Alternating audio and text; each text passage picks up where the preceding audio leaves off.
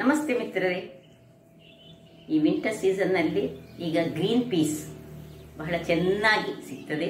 ಹಸಿ ಹಸಿಯಾದ green piece ಬಹಳ sweet ಆಗಿ ಸಿಗ್ತದೆ. ಆರೋಗ್ಯಕ್ಕಂತೂ ಬಹಳ ಒಳ್ಳೆಯದು.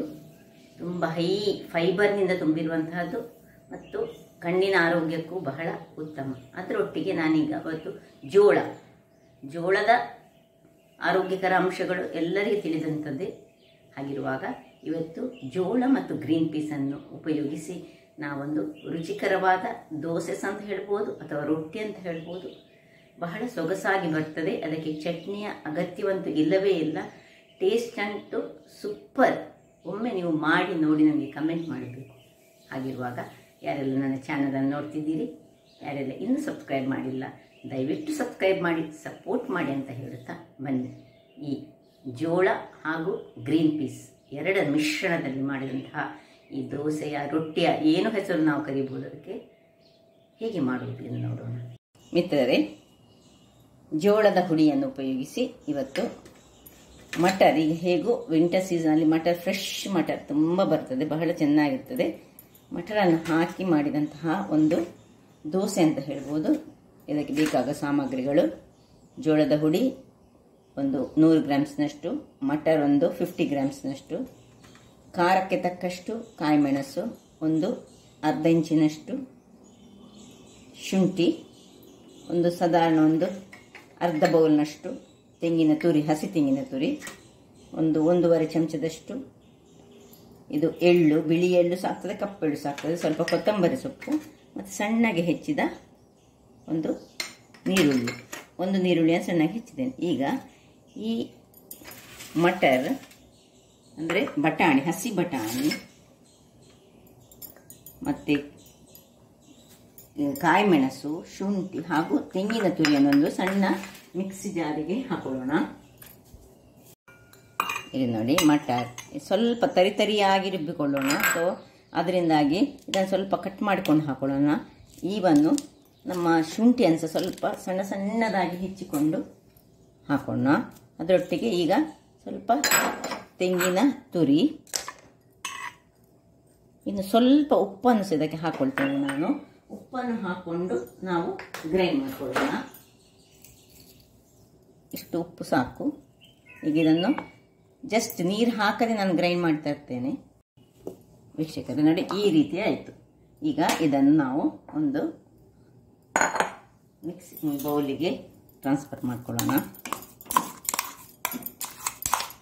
ತುಂಬ ಫೈನ್ ಆಗಬೇಕು. ನಾನು ಇದಕ್ಕೆ ನೀರೇ ಹಾಕಲಿಲ್ಲ, ಮತ್ತು ನೀರು ಹಾಕಿ ಸಹ ಮಾಡಿಕೊಳ್ಬೋದು. ಅದೇ ನಮಗೆ ಸ್ವಲ್ಪ ತರಿಯಾಗಿ ಬೇಕು. ತುಂಬ ಗ್ರೈಂಡ್ ಆಗಲಿಕ್ಕೆ ಮಟರ್ ಸ್ವಲ್ಪ ನಮಗೆ ಸಣ್ಣದಾಗಿದ್ದರೂ ಸಹ ತೊಂದರೆ ಇಲ್ಲ.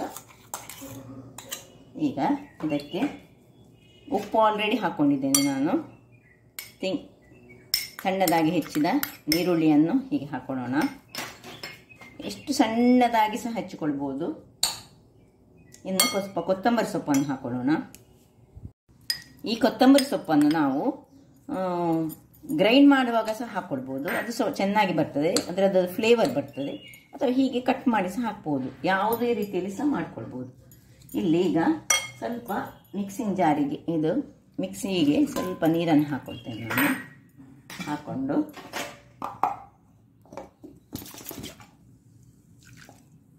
ಇದಕ್ಕೆ ಹಾಕೊಳ್ಳೋಣ. ಇನ್ನು ಈ ಒಂದು ಜೋಳದ ಹಿಟ್ಟನ್ನು ಇದಕ್ಕೆ ಮಿಕ್ಸ್ ಮಾಡಿಕೊಳ್ಳೋಣ. ಯಾವ ಕನ್ಸಿಸ್ಟೆನ್ಸಿ ಬೇಕಂತ ನಾನು ತೋರಿಸ್ತೇನೆ ನಿಮಗೆ. ಇದು ಒಂದು 100 ಗ್ರಾಮ್ಸ್ನಷ್ಟು ನಾನು ತೆಗೆದುಕೊಂಡಿದ್ದೇನೆ. 100 ಗ್ರಾಮ್ಸಿಗೆ 50 ಗ್ರಾಮ್ಸ್ನಷ್ಟು ಮಟರ್ ಹಾಕಿದರೆ ಸಾಕಾಗ್ತದೆ.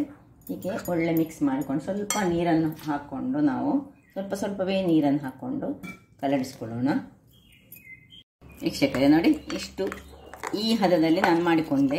ನೀವು ಬೇಕಿದ್ರೆ ಇನ್ನೂ ಸಹ ನೀರು ಮಾಡ್ಬೋದು, ಅಥವಾ ಇದು ದಪ್ಪದಲ್ಲಿ ಇಟ್ಟುಕೊಂಡು ರೊಟ್ಟಿಯಲ್ಲಿ ಸಹ ಮಾಡ್ಬೋದು. ಸ್ವಲ್ಪ ಹಳದಿ ಪುಡಿಯನ್ನು ಈಗ ನಾವು ಇದಕ್ಕೆ ಹಾಕೊಳ್ಳೋಣ.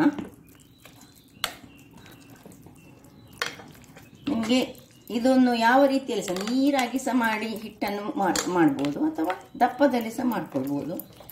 ನಮಗೆ ಬೇಕಿದ್ದ ಹಾಗೆ. ಬಟ್ ಬಹಳ ರುಚಿಕರವಾಗಿ ಬರ್ತದೆ. ಯಾವಾಗ ಮಟರ್ ಹಾಕ್ತೇವೆ ನಾವು, ಅದಕ್ಕೆ ಶುಂಠಿ ಎಲ್ಲ ಸೇರುವಾಗ ಖಾರ ನಿಮ್ಮ ಖಾರಕ್ಕೆ ಅನುಗುಣವಾಗಿ ನೋಡಿ ಸ್ವಲ್ಪ ನೀರು ಹಾಕ್ಕೊಳ್ತಿದ್ದೇನೆ. ಉಪ್ಪನ್ನೆಲ್ಲ ಟೇಸ್ಟ್ ಮಾಡಿ ನೋಡಿಕೊಂಡು ಉಪ್ಪು ಹದ ಉಂಟ ಕರೆಕ್ಟ್ ನೋಡಿದರೆ ಆಯಿತು. ನಾನು ಇದಕ್ಕೆ ಹಾಕುವಾಗವೇ ಸ್ವಲ್ಪ ಉಪ್ಪು ಕರೆಕ್ಟಾಗಿ ಬಂದಿದೆ. ಈಗ ಏನು ಮಾಡಬೇಕು ಹೇಳಿದರೆ, ಇಲ್ಲೊಂದು ಕಾವಲಿಯನ್ನು ನಾನು ಬಿಸಿಗೆ ಇಟ್ಟಿದ್ದೇನೆ. ಕಾವಲಿ ಬಿಸಿ ಆಗುವಾಗ ಸ್ವಲ್ಪ ಒಂದು ಚಮಚದಷ್ಟು ತುಪ್ಪವನ್ನು ಹಾಕೊಳ್ತಿದ್ದೇನೆ ನಾನು.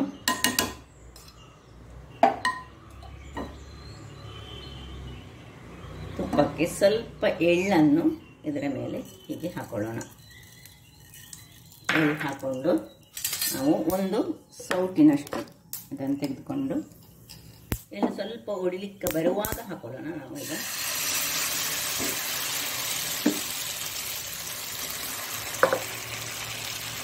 ಇಲ್ಲಿ ನೀವು ಬೇಕಿದ್ರೆ ನಿಮಗೆ ದಪ್ಪದಲ್ಲಿ ಬರಬೇಕಂತಂದರೆ ಇನೋವನ್ನು ಸಹ ಹಾಕೊಳ್ಬೋದು ಅಥವಾ ಬೇಕಿಂಗ್ ಸೋಡಾ ಹಾಕ್ಕೊಳ್ಬೋದು. ನಾನಿವತ್ತು ಹಾಕ್ತಾ ಇಲ್ಲ.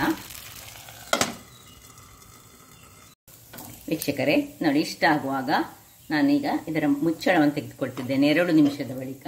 ಈಗ ಇದರ ಮೇಲೆ ಸ್ವಲ್ಪ ಇನ್ನು ಸ್ವಲ್ಪ ಎಳ್ಳನ್ನು ಹಾಕ್ಕೊಂಡು, ಇದೆಲ್ಲ ಆಪ್ಷನಲ್, ಬೇಕಿದ್ರೆ ಮಾತ್ರ ಹಾಕೊಳ್ಬೋದು. ಸ್ವಲ್ಪ ಪುನಃ ತುಪ್ಪವನ್ನು ಹಾಕೊಂಡು ನಾವೀಗ ಅಡಿಮೇಲೆ ಮಾಡ್ತಿದ್ದೇವೆ, ಅದಕ್ಕೋಸ್ಕರ ಮೇಲೆ ಸ್ವಲ್ಪ ಹಾಕೊಂಡು